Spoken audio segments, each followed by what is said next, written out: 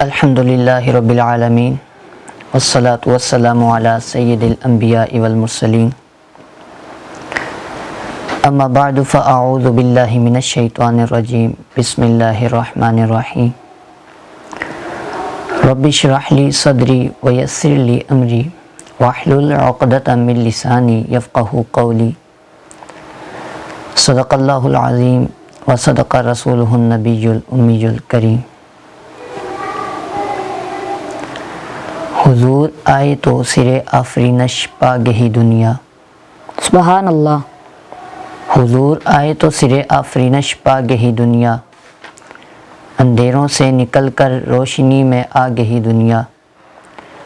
ستے چہروں کا زنگ اترا، بجھے چہروں پہ نور آیا۔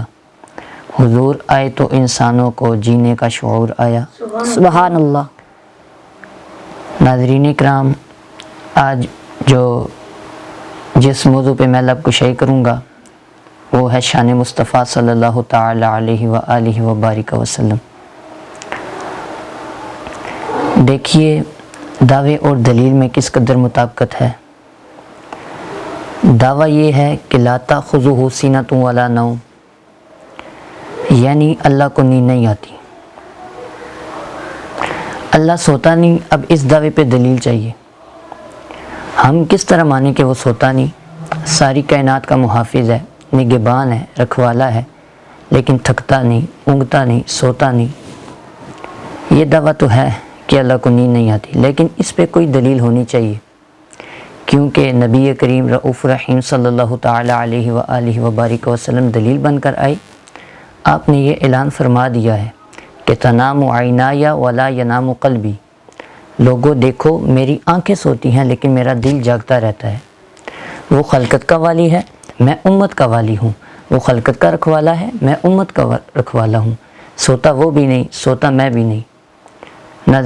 ناظرین اکرام غور فرمائیں، اللہ نہیں سوتا، رب لم یزل نہیں سوتا، یہ دعویٰ ہے، اور مصطفیٰ نہیں سوتے، یہ دلیل ہے۔ بے شک۔ بلکہ علماء فرماتے ہیں کہ حضور آنکھیں بند فرما کر استراحت اس لیے فرمایا کرتے تھے تاکہ امت کو سونے کا طریقہ میسر آ جائے اور امت کے لیے سونا سنت بن جائے۔ میرے آقا صلی اللہ تعالی علیہ وآلہ وبارک وسلم غفلت والی نیند سے بالکل پاک تھے۔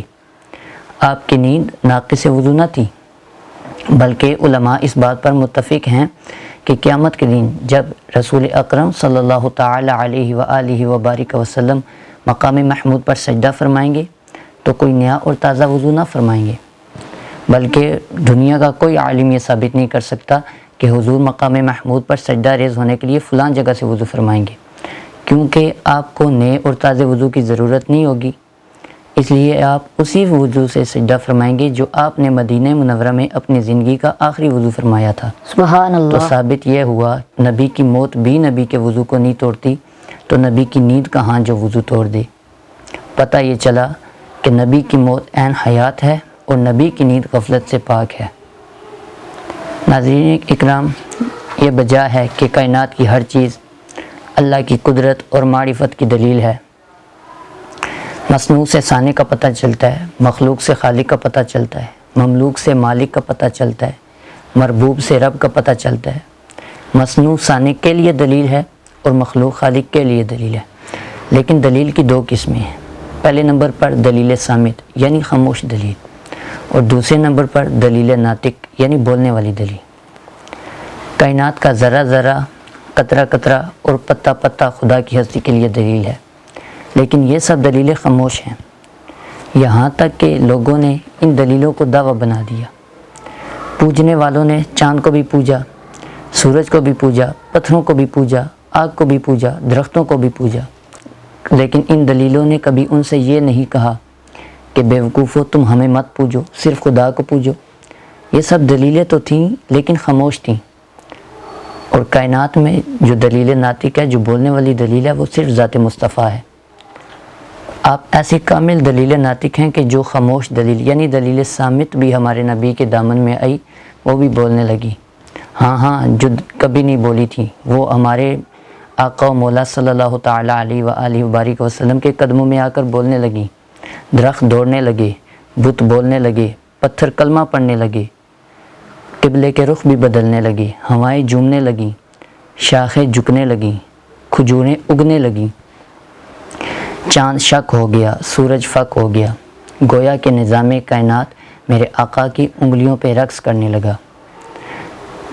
تو پتہ یہ چلا کہ کائنات میں خدا کی سب سے بڑی کامل اور مکمل دلیل صرف ذات مصطفیٰ ہے۔ جس کو بھی خدا ملا مصطفیٰ کے وسیلے سے ملا، جس نے ان کا دامن چھوڑ دیا وہ خدا تک کبھی نہ پہنچا۔ اللہ کی سرتابہ قدم شان ہے یہ، انسان نہیں انسان وہ انسان ہے یہ۔ قرآن یہ کہتا ہے کہ ایمان ہے یہ، ایمان یہ کہتا ہے میری جان ہے یہ۔ سبحان وَمَا اللہ۔ عَلَيْنَا إِلَّا الْبَلَاغُ الْمُبِينُ۔